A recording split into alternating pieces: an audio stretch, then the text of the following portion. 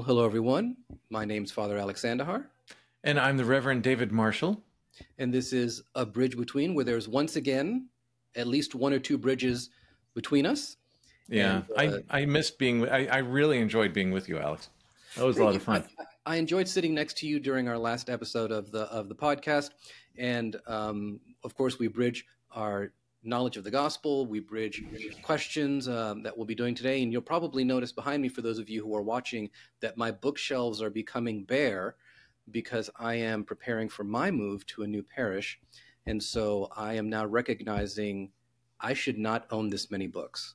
Nice. So I am really trying to go through some of these books and say, maybe it's time to sell you or give you away or share them with somebody else because you can't take it all with you. No, not at all. But I'm excited, Dave, because we're coming up on Holy Week. And Oh, this you're excited Sunday, by that. I'm very Okay, excited by that. good. All right, all right, good. For me, Holy Week is the most exciting time, Okay. because the story of Lent now takes this dramatic turn, and now we are really intensely following Jesus in an intentional way on his last week on earth. Mhm. And that's going to begin with Palm Sunday. So for those of you who have attended a liturgy before, we of course have the Liturgy of the Palms. Many churches start outside to kind of We do. emphasize, that there's kind of a separateness of Jesus's triumphal entry into Jerusalem. And then we come inside. And one of the things that many churches will do is they will read the Passion of Jesus. And that really points to what we're talking about today, because the passion of Jesus that he's going to be experiencing in this story is just dripping with this virtuous word, humility. Humility. Humility. You bet.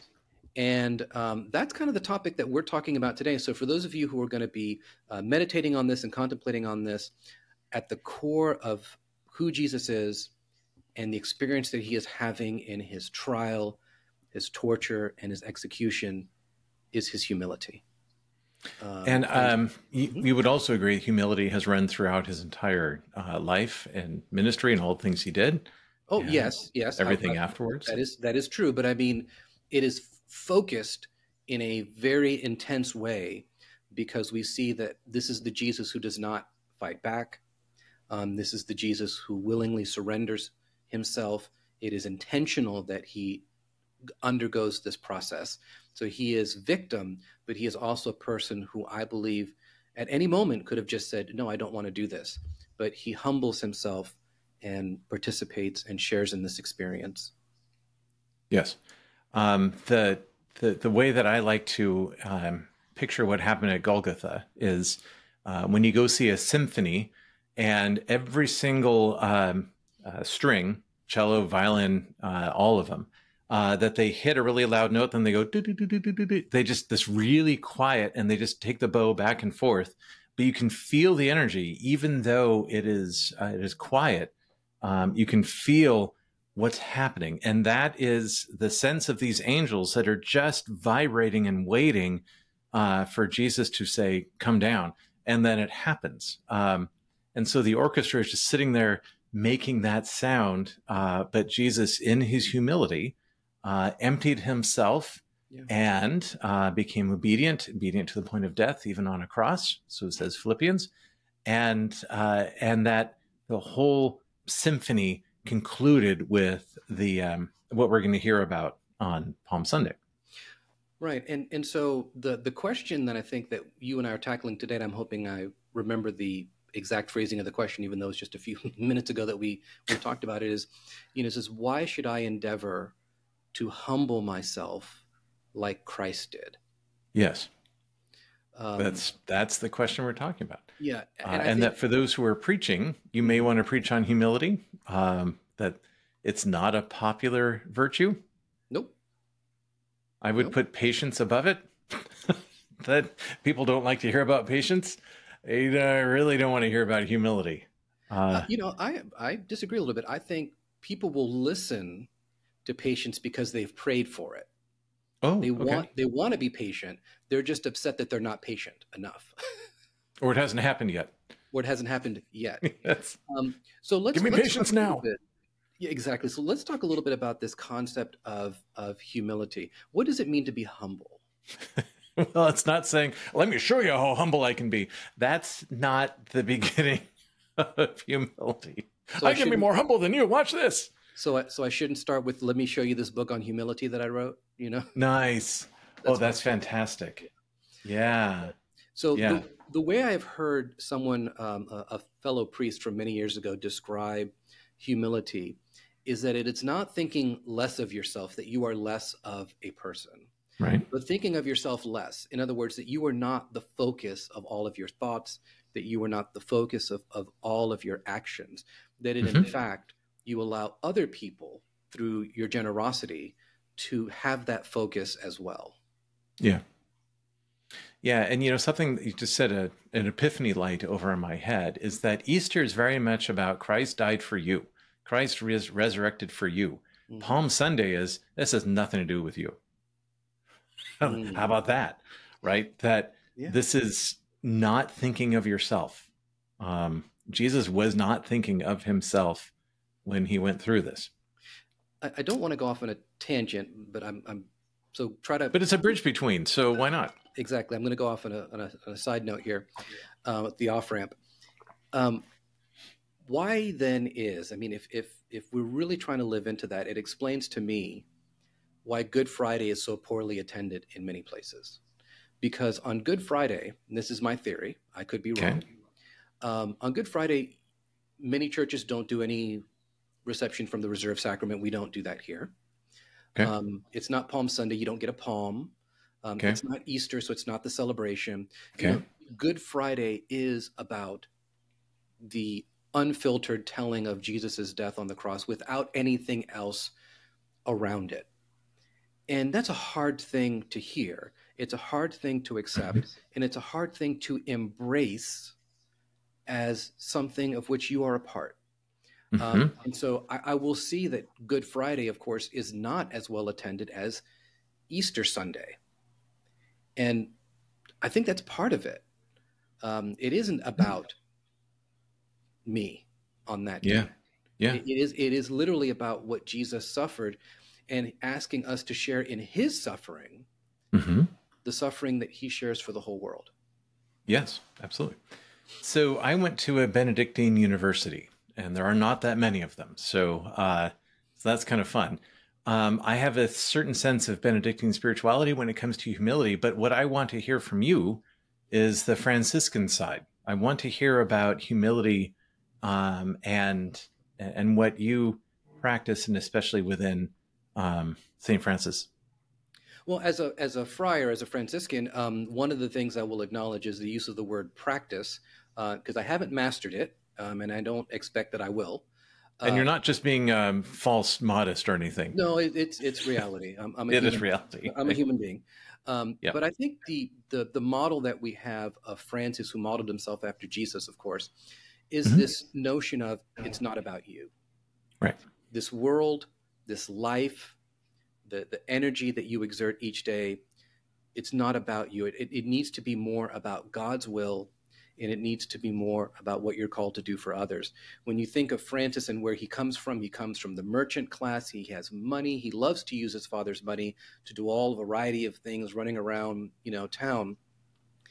But his encounter with a leper is one of the things that transforms his life. That he has one of the encounters that he has after his kind of conversion experience is going to live among the lepers who back then, even as in Jesus's time, you didn't go near these people. You No. stayed as far away as you could because you didn't know how the disease was transmitted. Yep. And so he goes there, and these lepers that he had mocked before his conversion, now he goes and he feeds them, he bathes them, he cares for them. Wow. It is a true sign of humility, in the word humiliation, you might say. It's a true sign of humility that he is willing to go back and serve those that he mocked, and to say that their lives in this moment are worthy of my service, and they are more important than me right now. So you fast forward that for a Franciscan, we live out certain vows. So certain vows that I try to live out deal with simplicity, Mm. trying to have a simple life, not trying to have a lot of things and possessions around me. Don't Sure. always, And I'm not always. before you continue, can you talk about simplicity and humility and how those two things tie together? Well, simplicity and humility, I think, tie very much together because the humble person doesn't need a lot of decoration. And I think many of Mm. our purchases, many of the things that we try to acquire around us are for decoration to show people how wonderful we are. I always point people in the direction of car commercials, Okay. and I'm guilty of this because I love to look at cars, right? Right. What is the car commercial selling you? It's not selling you a car, it's selling you a mystique. It's selling you an image. So there's Hmm. a big difference between a Corolla, which is what I drive and can afford, Hmm. and that Lamborghini that you were talking about before we started. There's a big Right. Right. difference there. And I'm not just talking Yeah. about performance, I mean in the image. So simplicity says that in our lives, we try to be humble by not letting the things that we own us. Mm. Wow. That's And to great. tie that, just one more little piece, and then I want to really turn it over to you, is that in his humility, what does Jesus own on that last day? Nothing. He owns nothing because they give him a crown of thorns, they give him a cloak, and they take away Right. his only clothing. They take everything, and Mhm. then they don't split the tunic. They Exactly. yeah, gamble it or barter it. Yeah. Exactly. He even gives away his mother. Exactly. So I Yeah. mean, this is important to know that we come into this world with nothing, we leave with nothing, but many of us, we're so tied to the things that we own and that we want that we try to take it with us, really. You mean the one who dies with the most toys doesn't win? No, it just gets put into storage. Nice. Yeah. Yeah. Yeah. That's fascinating. You were talking about simplicity and humility. You were going to go on to a different one, but I wanted to go back to that because there was a strand there I wanted to tug. Was there any other part of Franciscan life and practice and rule um, besides simplicity that you want to talk about with humility? I think part of that also has to do with, purity and fidelity, that we're faithful to the church, we're faithful to the teachings of the church. We try to remain chaste in our relationships. But one of the things that I think is very hard, and that's kind of like another vow that you take, is that of obedience. And so it Mm-hmm. takes real humility to take an order. And there are Yes. times when there are people who have ordered me to do something in the church that I did not want to do, but I did it because I was trying to be obedient. Mm, that's And excellent.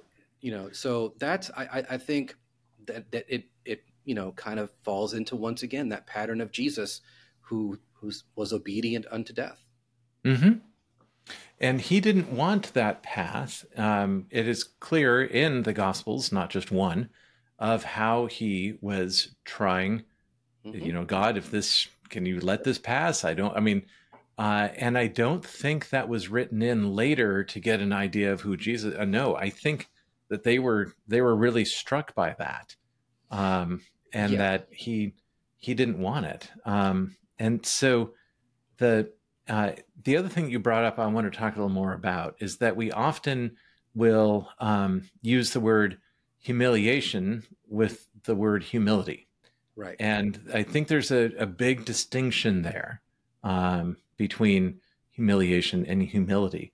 Would you like to give a stab at that, especially in light, of course, of in Franciscan theology? Yeah. I think that when we think of humiliation, it is what others do to us. Okay, If, for example, I think of bullying a lot. sure, right. If a person bullies you and tries to humiliate you in front of your peers, Hmm. that is not humility. That is somebody forcing you to kind of be lower in dignity than you are. Humility is acknowledging actually our true value in God, because in God's eyes, we are invaluable. He created Hmm. us and He Yep. loves us. But it's also saying that that value does not justify me being self centered in a negative way. Hmm. So I think that's the difference between humility and humiliation. Good. Because if some that are listening aren't really familiar with the virtue of humility, they might be thinking of that. And Hmm. like we're supposed to allow ourselves to be humiliated. And I know No. nothing about this story of Jesus heading to Golgotha and being crucified means that we are supposed to let others beat us in humility. That's not it. And so if that's why I was trying to paint these corners so we could figure out where. Absolutely. Yeah. I think one of the things that in looking at how Jesus handled humiliation, he never, at least what I can tell in the Gospels, he never let it transform his identity. Even at the end, he forgives somebody. Oh, yeah. Even at the end, he forgives somebody when he says it is finished. It is acknowledging his role in salvation. Even when he says, my God, why have you forsaken me? This feeling of separation, it's still there. He is truly present and integrated as a full human being and fully God, but as a full human being. So I think if we were to kind of point people towards a direction of why, coming back to that question, why should I endeavor to be humble like Jesus? It's because we're going to encounter these trials in our life that are going to try to take our dignity away. People will come into our life who will try to humiliate us. And we have to decide, where does our value lie? Is it from things that are outside, things that I can purchase, or things of how I look, or my job, or all these other things? Or is it my identity in God? And that cannot be taken away. Right. That's excellent. I can't help but think in my head that there are psychological values to having a life of humility. And I'm trying to imagine that this is the next area. And part of it is that I'm reading about neuroscience right now. It's my light reading as I go to bed. And how the brain works and all that type of stuff. But how it factors into spirituality. But there is a sense of the section I'm reading right now is how in meditation one control one's central, the part that's right next to the stem that causes fight or flight. That thank you. Right. That if through meditation, through spiritual practices, you can slow down the response that we go to that part when fear comes up. And obviously Jesus, I think, had mastered this, that he didn't have the fight or flight method. And it's not that fight or flight's bad. And I think that part of our brain has gotten a bad rap, which is why I'm refusing to call it the reptilian brain, that it knows things before we know it. It has a real good sense of reading and being able to tell you what's happening before the events actually occur. But it seems as if you were to take if one were to take a more humble position in life, for instance, Jesus tells this great story about when you go to a party, don't take the seat right up next to the host, but come in and take the lowest seat, because then the host who sees you and says, my friend, what are you doing? God, come up here, right? But if we can walk into a situation where we put ourselves last, that I think psychologically is something for our heart. There's something peaceful about that. Well, let me expand on that a little bit. Sure. First of all, disclaimer, of course, I am not a psychologist or psychotherapist, and I don't have a degree, but wait, you're not? I'm not, no. But I am a person who has read a great deal and listened to people who are experts. And one of the things that's come up is that when you look at humility, the opposite of humility could be narcissism. The opposite of humility. Okay. Right? In other words, thinking of only of myself, only of my needs, becoming a self-centered, and nothing else matters. And nothing else matters, right? The world revolves around me. That's the opposite of humility. The other thing that I would point out is that despair, when we fall into despair and we fall into a place where we can no longer meditate or pray or think clearly about what's happening to us, and we fall into this dark place, humility, I think, reminds us in a very real way that, first of all, our value is in God. And that second, there is nothing that the world can do that will damage the soul that God has given me unless I let it. And so if I allow myself to only be looking in the mirror and only be turned into myself at all times, that's not a humble life either. So Right. neither extreme is healthy. It's not good to have the extreme of narcissism, and it's not good to have the extreme of nihilism, I guess you might say. Well, that too. Yes. Yeah. Yeah. The It's interesting to bring that up because the Psalm for Psalm 31 that we're using on Sunday, Hmm. it talks about this. I'm as useless as a broken pot. I'm forgotten, Hmm. like I'm out of my mind. All those things. And I thought there has to be some good news. So while you were talking, verse 14, as for me, I have trusted in you, Lord. I have said, you are my God. My times are in your hand. Rescue me and help Hmm. me, make your face to shine on your servant. That the sense of not my will, but yours. Well, That, yes. right? Yeah. That type of transferring, I'm as useless as a broken pot. I'm forgotten like a dead man, but that's my will, your loving kindness shine upon me. And it reminds me of, Jesus uses the phrase, a sheep without a shepherd, we don't know sheep. Hmm.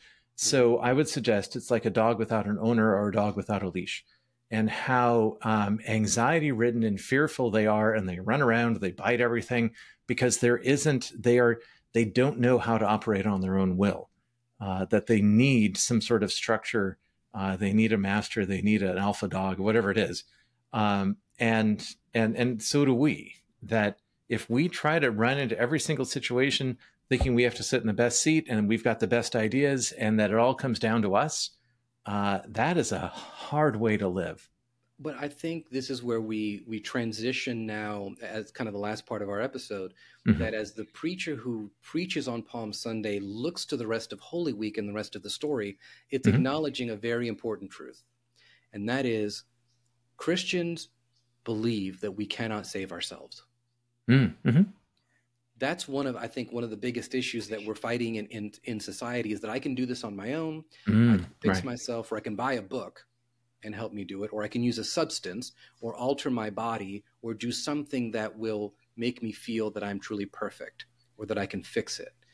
When we say I'm as useless as a broken pot, Mm-hmm. when we finally acknowledge that we need saving, the saving just it wants to be there. Yes. Christ wants to lift us up and to raise us up and to save us in only the way that Christ can.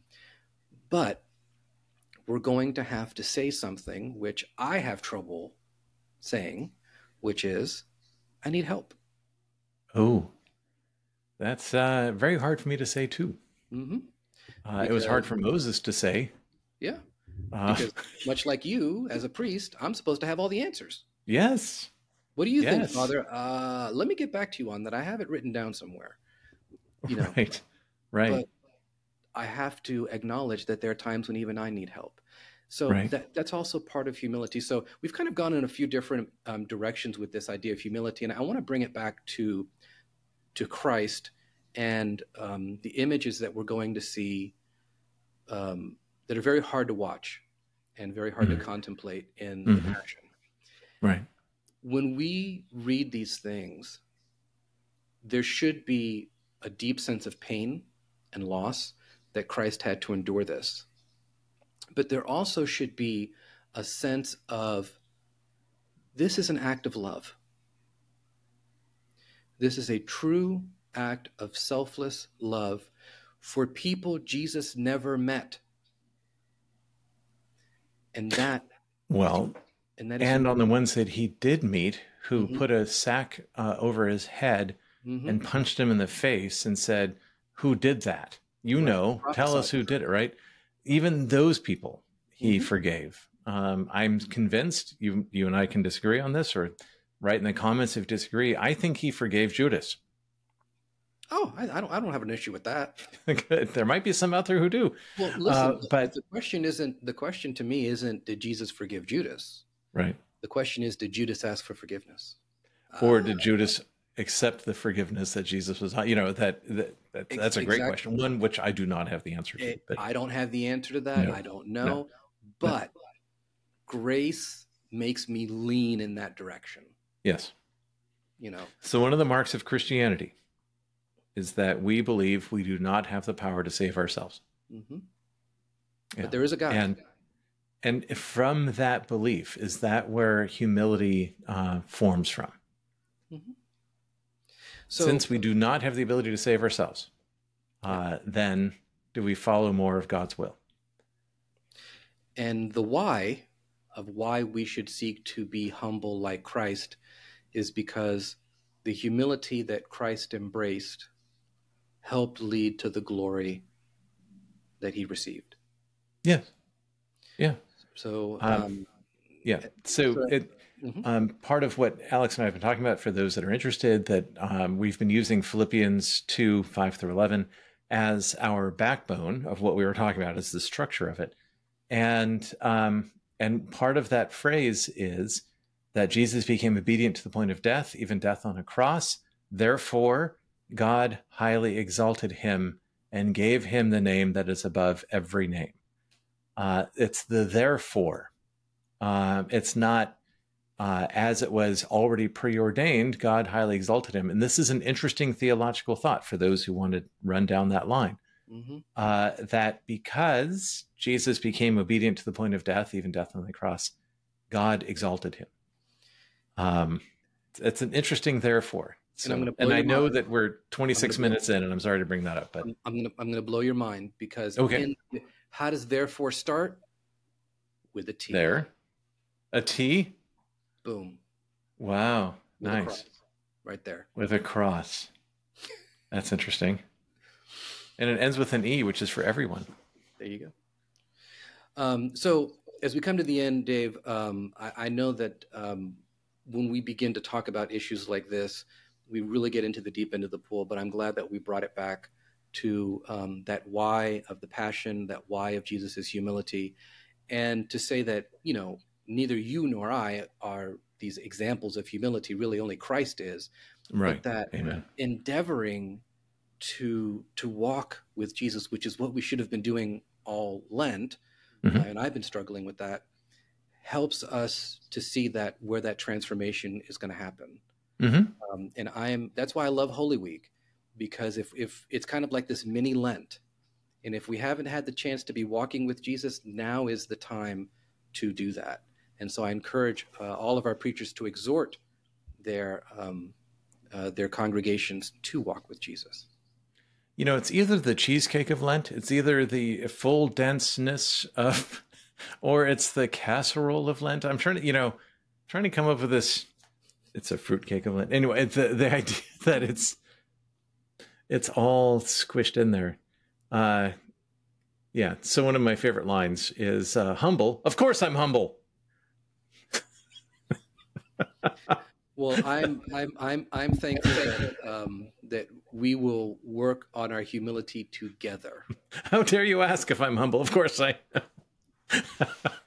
So yes, I'm just having more fun with that. Yeah. So let's remind everyone to have a great Holy Week starting next Sunday. Find your local church, get involved, and go to the Easter Vigil. I guarantee you're going to love it. It's a great liturgy. Okay.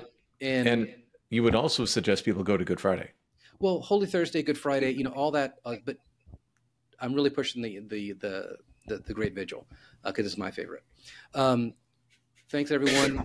Remember to like, comment, and subscribe. And we're going to catch everyone in the next one. Excellent. God bless.